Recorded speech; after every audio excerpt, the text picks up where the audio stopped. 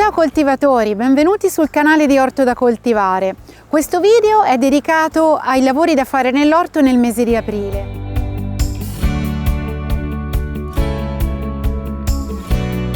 Con aprile si entra proprio nel vivo della primavera, quindi come tutti quelli che già coltivano sanno, di lavori da fare ce ne sono veramente tanti. Sicuramente ci sono da realizzare tantissime semine e trapianti. Dall'inizio del mese alla fine del mese l'orto cambia completamente faccia. Però non sono solo le semine e trapianti i lavori da fare, ci sono anche tante altre cose. Allora, innanzitutto dipende dall'esperienza di ognuno e dal tempo che vi avete potuto dedicare all'orto nei mesi passati, perché se non avete ancora completato di formare le aiuole, in questo mese è bene che lo facciate assolutamente. Quindi finendo di lavorare il terreno, facendo le aiuole, distribuendo concimi organici o minerali naturali.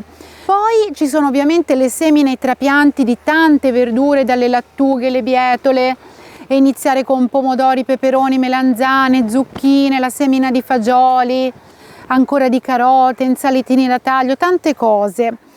Ma non trascuriamo di fare anche dei lavori per le colture che sono già presenti nell'orto, perché se nell'orto avevate seminato in autunno precedente piselli, le fave, avevate anche trapiantato le cipolle e seminato l'aglio, queste colture a file devono essere curate. In particolare bisogna pensare a fare le sarchiature. La sarchiatura che cos'è? È un lavoro che consiste nel grattare i primi strati di terra per rompere la crosta che si crea e che crea un compattamento dannoso per le radici e che ha anche l'effetto di favorire la risalita capillare dell'acqua, quindi con perdite dell'acqua che è contenuta nel suolo. E più la sarchiatura ha anche il vantaggio di eliminare le erbe infestanti che stanno per nascere. La tecnica di diserbo meccanico più efficace perché le contiene proprio sul nascere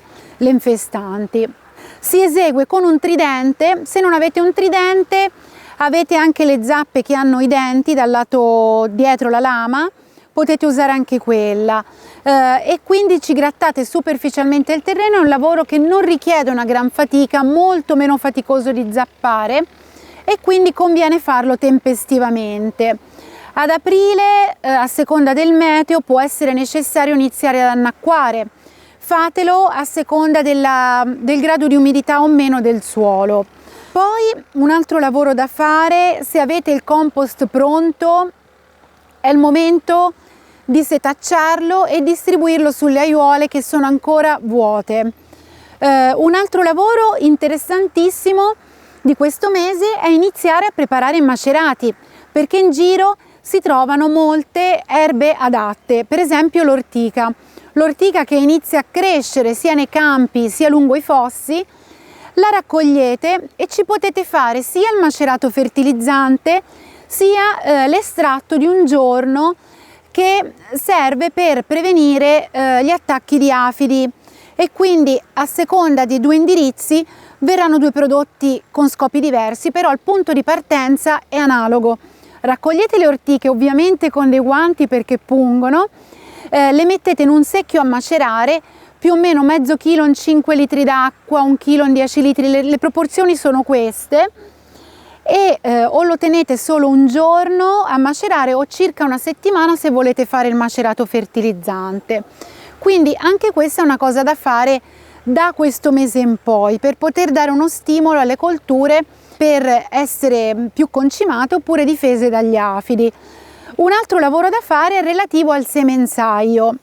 Sicuramente già nel mese di marzo avrete seminato la maggior parte delle piantine che dovrete trapiantare in questo mese e nel prossimo.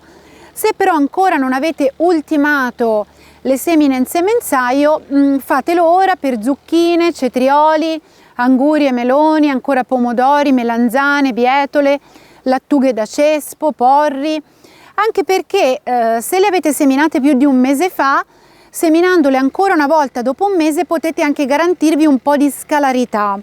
Poi un altro lavoro sempre relativo al semenzaio è la ripicchettatura, La ripicchettatura consiste nel separare le piantine che sono nate tutte vicine per metterle ognuna nel proprio scomparto, nella vaschetta alveolata. È il caso ad esempio delle lattughe da cespo, perché essendo i semi molto piccoli, quando volete fare il semenzaio inevitabilmente ve ne cadono più di uno nella stessa celletta della vaschetta o nello stesso vasetto.